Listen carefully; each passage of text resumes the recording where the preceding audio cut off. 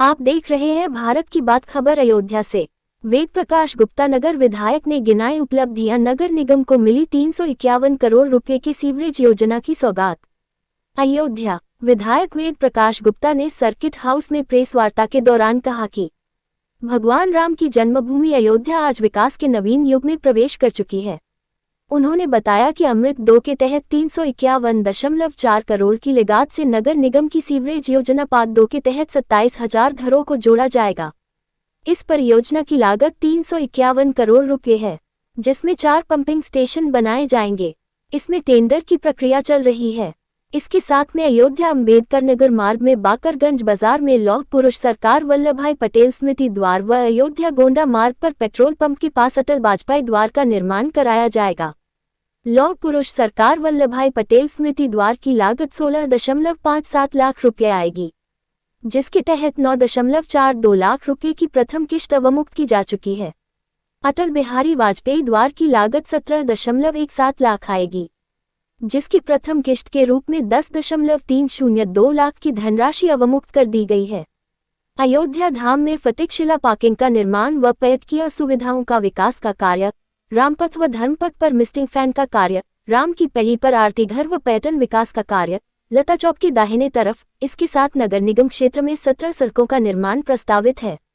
रीडगंज चौराहे से गुलाबबाड़ी तक मार्ग का चौड़ीकरण 9.50 करोड़, लगभग 33 करोड़ की लागत से रामपथ से गद्दोपुर होते हुए रायबरेली रोड तक चौड़ीकरण, 40 करोड़ की लागत से देवकाली से जेल रोड का चौड़ीकरण तथा सुदृढ़ीकरण, लगभग 113 करोड़ की लागत से न्यावा चौराहे से पाटेश्वरी देवी मंदिर होते हुए रामपथ तक 4 लेन का निर्माण कार्य प्रस्तावित है।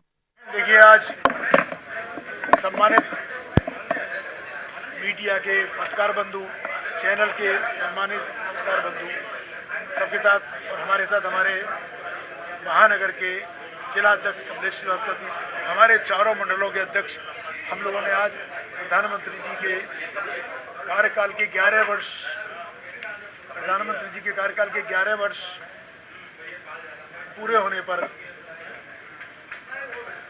सेवा, सुशासन और गरीब कल्याण, जो अमृत काल में 11 वर्षों में जो माननीय प्रधानमंत्री द्वारा देश में, भारत में हुआ है, उसके बारे में भी जानकारी देने के लिए हम लोगों ने ये प्रेस की थी। और जो मेरे द्वारा प्रस्ताव गए थे, जो कार्य चल रहे हैं, उसमें जो भविष्य में और प्रस्ताव पास हो गया, स्वीकृत हो गया माननीय मुख्यमंत्री योगी आदित्यनाथ जी के सुझाव पर, वो सबको भी मैंने देने का काम किया है। क्या क्या प्रस्ताव? प्रधानमंत्री मोदी जी के नेतृत्व में केंद्र सरकार का ये जो समय है, ये स्वर्णिम काल के रूप में लिखा जाएगा। इन 11 वर्षों में जो अकल्पनीय था, अविश्वसनीय था, जिसके बारे में कभी सोचा नहीं जा सकता, वो सब काम इन 11 वर्षों में हुए। चाहे शिक्षा का क्षेत्र हो, चाहे स्वास्थ्य का क्षेत्र हो, चाहे योग का हो। अभी 21 जून को योग आ रहा है। पूरी दुनिया आज योग को एक उत्सव के रूप में योग दिवस को मना रही है। माननीय प्रधानमंत्री जी ने यूएन के अंदर जाकर पूरे देश के राष्ट्राध्यक्षों के साथ योग किया है। ये कैसा पहली बार परिवर्तन हुआ, बदलाव हुआ है। आज कोरोना काल में आयुर्वेद की पहचान मोदी जी ने बनाने का काम किया दुनिया के अंदर। जो हमारी सबसे प्राचीनतम चिकित्सा पद्धति थी, उसके बारे में दुनिया जानती नहीं थी। पुराने मुगलों के समय में, अंग्रेजों के समय में उसको समाप्त करने का काम किया। और जो सरकार थी आज़ादी के बाद, उसने भी उस पर कभी ध्यान नहीं दिया। ये पहली बार हुआ। ये आयुर्वेद आज विश्व में बेस्ट, सबसे अच्छी चिकित्सा पद्धति के रूप में भी विकसित हुई है, स्थापित हुई है। ये मोदी जी का कमाल है। तो इस प्रकार से इस देश में अभी सर्जिकल स्ट्राइक था, देखा आपने किस प्रकार से जाकर पाकिस्तान के अंदर घुसकर मारने का काम किया। अभी सिंदूर, ऑपरेशन सिंदूर जो चालू है, आतंकवाद के अड्डों को खत्म करने के लिए, आतंकियों को खत्म करने के लिए मजबूती के साथ प्रधानमंत्री ने, हमारी सेनाओं ने इस पर बहुत तेजी के साथ काम किया और पूरे देश और दुनिया को बताने का काम किया कि भारत अब एक मजबूत देश बन चुका है। भारत एक विश्व की 5वीं शक्ति बन चुका है, ये माननीय मोदी जी के नेतृत्व में। विधायक, इसके अलावा आपने कुछ प्रस्ताव भेजे हैं जो स्वीकृत भी हो चुकी है, जिसमें द्वार का निर्माण है, मार्गों का सौंदर्यीकरण है, आरती, क्या है? देखिए, प्रस्ताव बहुत सारे हैं, लेकिन जो प्रमुख रूप से प्रस्ताव थे वो मैंने दिया है। अमृत काल 2 के तहत 351 करोड़ की लागत से नगर निगम की सीवरेज योजना पार्ट 2 जिसमें 27,000 घरों को जोड़ा जाएगा। इसकी लागत करीब 351 करोड़ है। इसमें 4 पंपिंग स्टेशन बनाए जाएंगे। इसी तरह अयोध्या बाकरगंज अम्बेडकर मार्ग पर बाकरगंज बाजार में लौह पुरुष सरदार वल्लभ भाई पटेल का स्मृति द्वार, और इसी प्रकार गोंडा पेट्रोल पंप के पास गोंडा वाले रास्ते पर हाईवे पर अटल बिहारी वाजपेयी का द्वार निर्माण कार्य। इस तरह जितने भी रास्ते हाईवे अयोध्या को आ रहे हैं उन सब पर महापुरुषों के नाम पर अयोध्या से जुड़े हुए ऐसे लोग जिन्होंने अयोध्या को अपना पूरा अयोध्या को आज इस स्थिति में पहुंचाने में अपना पूरा योगदान दिया, उनके नाम से ये द्वार बनाए जाएंगे। इसी प्रकार फटिक शिला पर पार्किंग का निर्माण, पर्यटक सुविधाओं का निर्माण, राम पथ में धर्म पथ पर मिस्टिक फैन का कार्य, राम की पेड़ी पर आरती घर पर्यटन विकास के कार्य, लता चौक के दाहिनी तरफ राम की पेड़ी कैनाल पर धर्मपथ के समांतर राष्ट्र की संस्कृति को प्रदर्शित करने वाले थीम वाल का सौंदर्यीकरण है।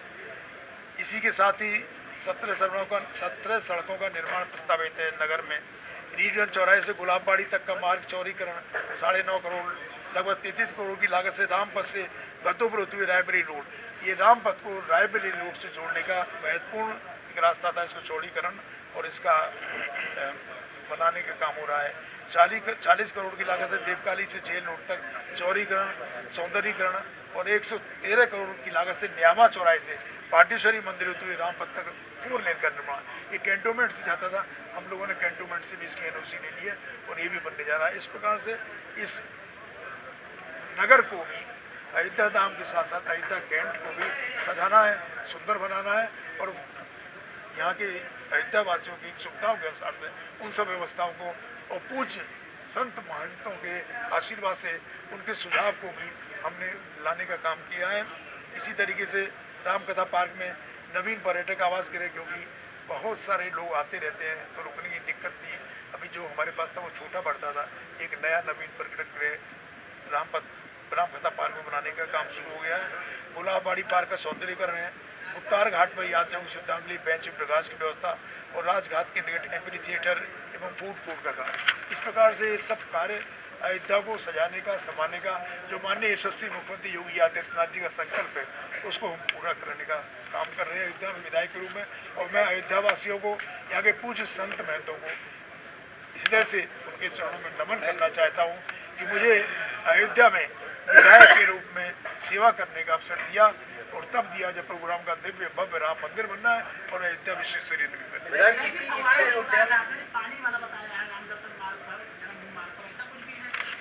और एक जो गर्मी में जब दिक्कत होती है उसका एक लाभ यात्रियों को, तीर्थ यात्रियों को मिलेगा।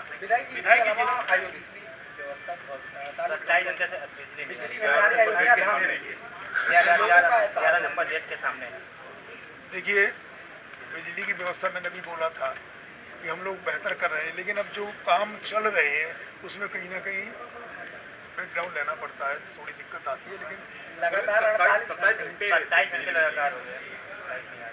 मुझे मालूम है अयोध्या की बात आप कर रहे हैं, वहाँ केबल जल गए थे, केबल लगाया गया, वो हो गया, फिर दोबारा लगाया गया, तो ऐसे तमाम काम अभी चल रहे हैं और अभी मुझे लगता है कुछ चलेगी।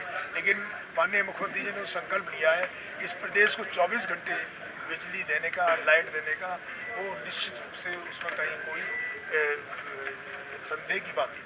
विधायक जी, लोगों का ये भी आरोप है कि बिजली कर्मचारी फोन नहीं उठाते, स्विच ऑफ कर रहे हैं।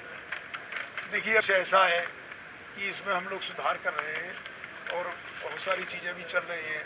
बिजली के निजीकरण की बात भी इसीलिए हुई थी क्योंकि कहीं ना कहीं लोगों को लग रहा था, नाराजगी थी कि बिजली विभाग के कर्मचारी अधिकारी जिस तरीके से काम करना चाहिए वही करते हैं और दिक्कतें पैदा करते हैं, तो इसलिए निजीकरण की बात भी आई थी। तो ये सब व्यवस्थाओं को बेहतर करने के लिए लगातार मुख्यमंत्री जी कार्य कर रहे हैं और हम लोग उसमें जो भी व्यवस्था अपने बेहतर हो सकता है